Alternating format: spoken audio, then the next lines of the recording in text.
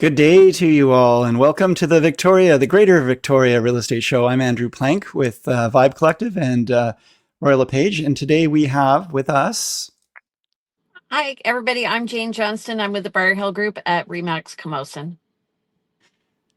Jen Lowe, and mortgage broker with Dominion Lending Center's Modern Mortgage Group. Good to see you guys. wonderful. Good to see you too. Jane's coming through a little blurry. She's coming in from her phone. She's busy out there on the roads doing her thing. So she's blessed us with her presence. So there we go. Today it's going to be a short topic. We're just going to talk about Land Ownership Transparency Registry, and really just an attention, a PSA for anyone who is a corporate owner, owns a corporation or has an interest in a corporation or a trust or anything like that, and maybe some things you might want to be aware of in this new legislation or this relatively new legislation. So let's just get right into it, and then we've also got Jen giving us her update, and we're going to go through the stats as well. Okay. Sounds good. Yeah. Jane, did you have something you said to say? Are you? Yeah, I just wanted to say, so the reason for the land ownership transparency is so that people know who owns the land, who is the actual owner. And I think they came about it. The reason why it's there is they came about it because they were afraid of money laundering. So people were purchasing properties and putting it in. Names of corporations They or were through trusts or what have beneficiaries. you. Yeah. Yeah. Okay. So now we're using here, and I'm going to give credit to the Landowner to the Land Title Survey Authority. I've just found they have some education pieces on their website if you're looking for more information about this. And so just for purposes of transferring this information, we're going to use some of their slide deck and give them credit for that. So the Act, it is introduces mandatory reporting about indirect ownership. So that's what Jane was alluding to. Any ownership that's kind of, if you're not showing on title, but maybe there's again, a corporation showing on title or a trust or some sort of thing, there's someone who is in the background who is in control of that corporation and therefore has an indirect ownership of that property and has some control of it. So that's why they're doing that. So who is a reporting body? Who should be reporting your ownership, if you do have this ownership, is relevant corporations. Now that excludes strata corporations, government bodies, local governments, and schools, but private corporations, LLCs, are to be reporting. Relevant trusts are to be reporting. So that's all express trusts, unless excluded, and that's, I don't even know what a testamentary trust is, charitable trusts, and PGT. So again, and then partnerships, any partnerships as well should be reported.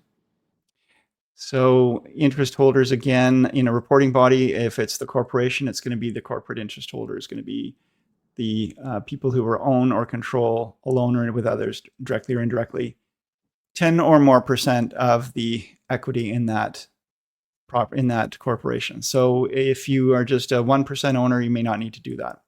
Again, this is really just a highlight to remind you that you might want to dive into this. We don't want to go super deep into the weeds on this, but let everyone know that that's something you want to be connecting up with. So again, there's slide decks within this around what does it mean to have indirect control. Yeah, Jane. I was just going to say that this information is publicly available. So if people do want to go in and search it, they can do so. Yeah, that's the flip side of this. So if you're curious, if someone, so you can search by the name of the owner, the name of the person with that indirect control, and the registry should bring up, if these people have been registering their ownership, what corporations and property they have some control over. So if the interest in land that we in real estate tend to deal with is the estates in fee simple, but we also can deal in life estates, and this is another relevant one under this Land Ownership Transparency Act. The right to occupy under a lease if the term is larger than 10 years. The right to occupy or require a transfer under an agreement for sale. And a prescribed right by legislation. So again, I'm not sure what a prescribed right is. Anybody doesn't know here, then you can look it up. But there you go. Quick question. Exempted lands, treaty lands, self-governing First Nations, reserve lands, and again, prescribed lands. Okay. Jen? Yeah. So Jen? when you guys would be doing the title search, so if you're looking to put a property up for sale, residential property, and you do a title search, is this something that you guys would also have to do to search under this Landowner Transparency Act? Jane. So normally what we do, if we have a property that is a corporation, we have to do a corporate title search and find out who all the decision makers are. That I haven't dealt with, maybe like I've dealt with family trusts on the purchasing side, but not on the sale side, but definitely they want to know who the beneficiaries are going to be. Yeah, so we're generally looking up the information on the corporation to get the corporate owners and some of the other corporate information required to list the property, just to make sure that the signatories do have the authority to sell if they're selling a corporate-owned piece of property. We're not necessarily diving into the Land Ownership Transparency Act. I think that's probably something that is happening on the corporate level, maybe at the lawyer level.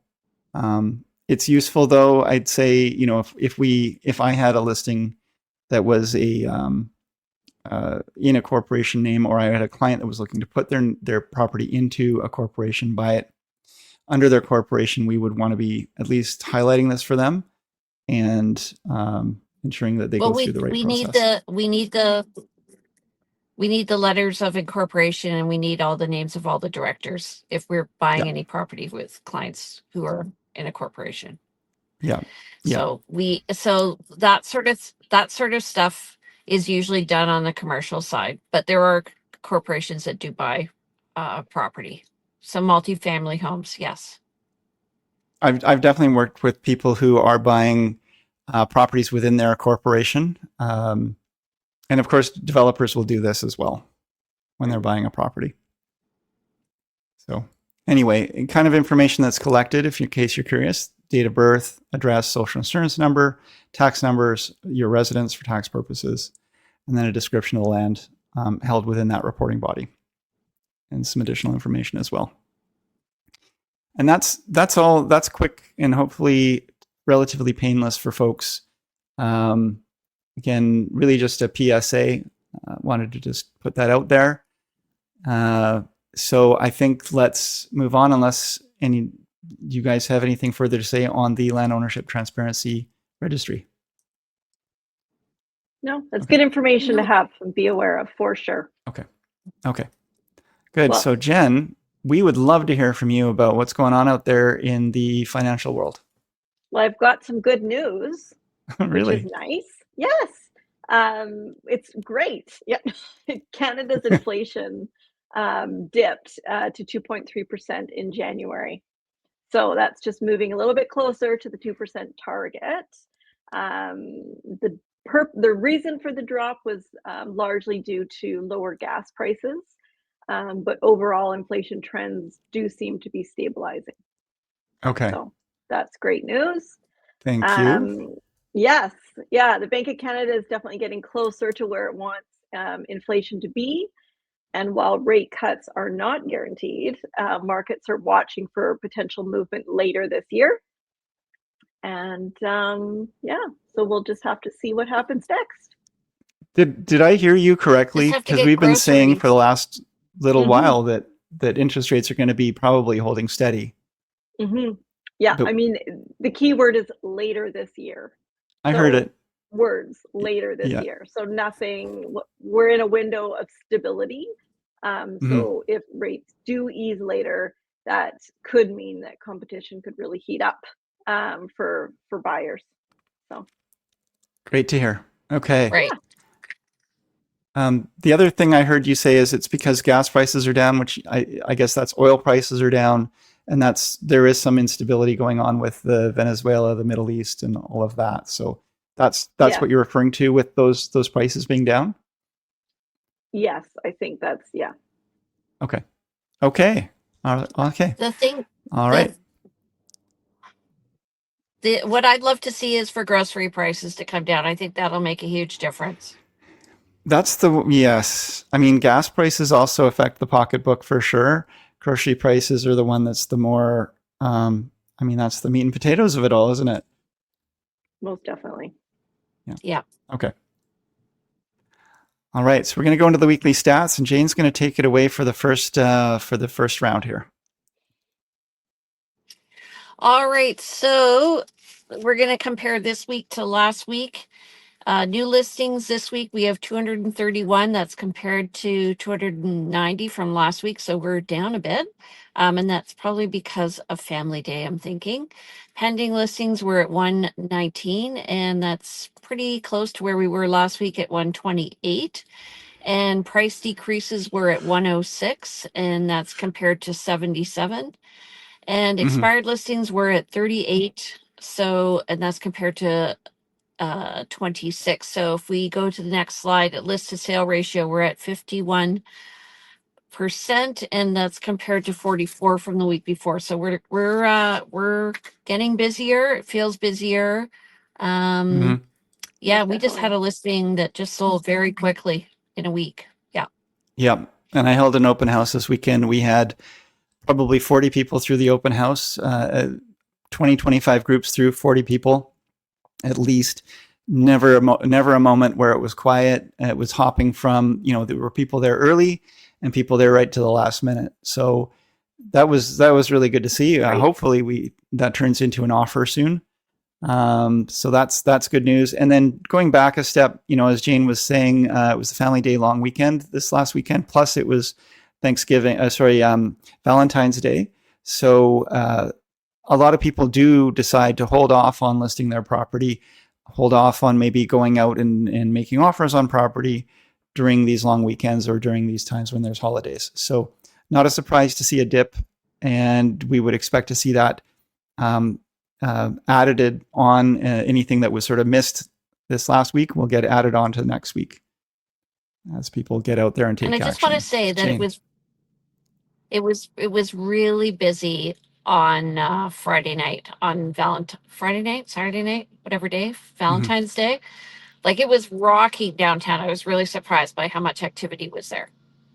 I was trying to get, same. I was down on Sunday and I could not believe how many people were downtown. Yeah, there was, I think, some event happening. Saturday for sure. We were driving through downtown Victoria and really surprised by, we were around just before 6 o'clock. It was very busy. So there you go. Yeah. So we also track where we are at so far this month, and we're pretty much, we've just been referring to this. We're just past mid-month.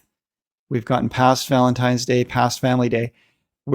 We have so far this month 249 unconditional sales in the books, compared to last year for the full month of February, which we had 528. So we're kind of tracking. We're halfway through the month or thereabouts, and got about half as much as last year's full month. In terms of new listings, we have 570 so far and 1,154 for the full month last year. So again, I think we're tracking pretty similar to last year. And then in terms of current total active listings, we're at 2,722. Last year, at the end of February, we were at 2,631. Jen, Did you do new listings at 249 or pendings? 249 pending. So that's a pretty good ratio, I think. Like, it shows me that we have a lot of activity happening.